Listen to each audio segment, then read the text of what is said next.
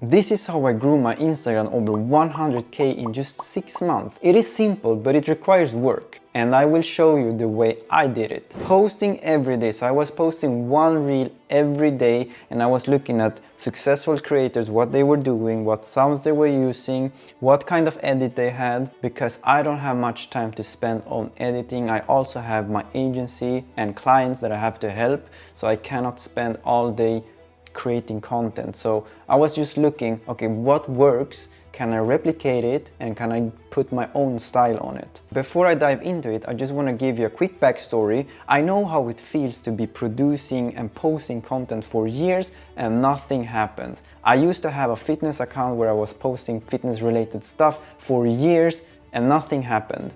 Until I switched the way I create content and how I actually think about content. I removed myself from the niche content. So instead of always posting about fitness related stuff, only being able to do that, I started to post more about myself, what I like, about my desk setups, about my cats, about my agency, stuff that I liked. And that liberated me to actually be able to stay consistent with the content because now the content is me. Instead of just posting in a niche, I become the niche. So in that way, people also started to relate to different aspects of my life, of course, because I'm not just about fitness. And this was a huge struggle for me because they only saw 20% of what I was actually doing. So the other 80%, it was my desk setup, my agency, me doing video editing and creating content. But after 5 years, it didn't work out. So removing yourself from the niche and instead become the niche. All right, then I started to tag other accounts that needed my type of content. Because now I wanted to share about my desk setup, I started to actually tag other desk setup accounts with my content, and I saw a pattern that they started to repost everything I posted, and those accounts had like a huge amount of following. And then I saw a spike on that, and if it worked, then I should maybe keep doing that. And that was kind of the growth strategy. I saw that those people also were my type of audience that I want to talk to, and by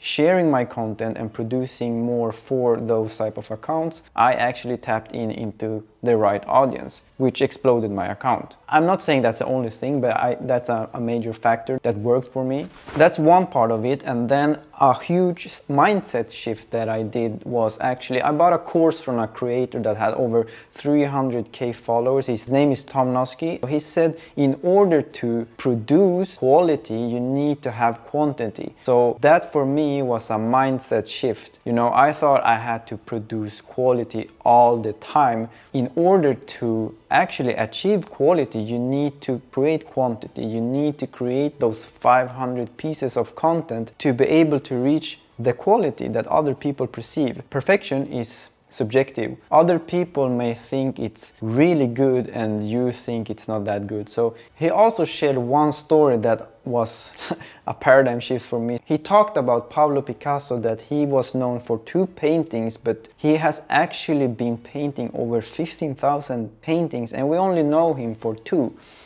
But in order for us to know him about those 2 famous paintings he did, he had to produce those 15,000. So the same thing goes to our content. I had to post every day in order to get 3 or 4 reels to go viral so people could find it. And those reels were actually the ones that created my personal brand. But I had to create a lot of content in order to get those pieces. You have to leave that mentality that it has to be perfect. It's not going to be perfect. You have to just start focusing on quantity and producing more content. If you're still sticking around this video, make sure to subscribe if you find this valuable. Comment on the video what you think and what you would like to see more of. This really helps me out to give as much value as I can, and it actually motivates me to keep doing these videos. All right, so setting deadlines for your project. So this might sound a little bit, I of course know, but there is two principles in what I'm about to say that could change everything for you. Like I said before about quantity before quality, so I learned about the 70% rule, that you have to finish your project at 70% of its potential. So don't go for that 100%. Actually, those 30% will take you 5 to 10x more of the time that it took you to finish those 70% in the first place. So go for that 70%, finish the project and go on to the next. Why do you want to finish the project and go to the next? Because now you are actually posting, you are producing more. That's the whole thing about this.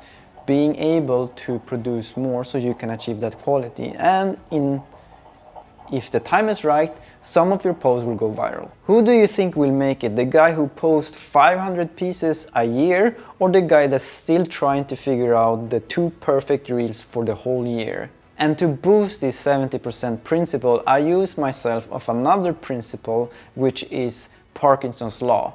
This law actually explains that it will take you the time and effort to complete the task and thing that you give it. So for example, if you say that it will take you 1 week to complete this reel or this YouTube video or whatever, it will take you that much. Or if it takes, you say it takes you give yourself 1 month, it will take that month, a whole month. Or if you say, I will be done with this today. So use this principle, Parkinson's law, combined with 70% rule, and you will be pumping out content, and before you know it, you will see that you are actually really good at creating content, and people will start to see your content as quality. Alright guys, hope this helped, and talk to you soon. I'm going for a coffee break now because I'm about to hit the gym later, so yeah, I don't know why I said that, but yeah, I wanted to have a cool outro, but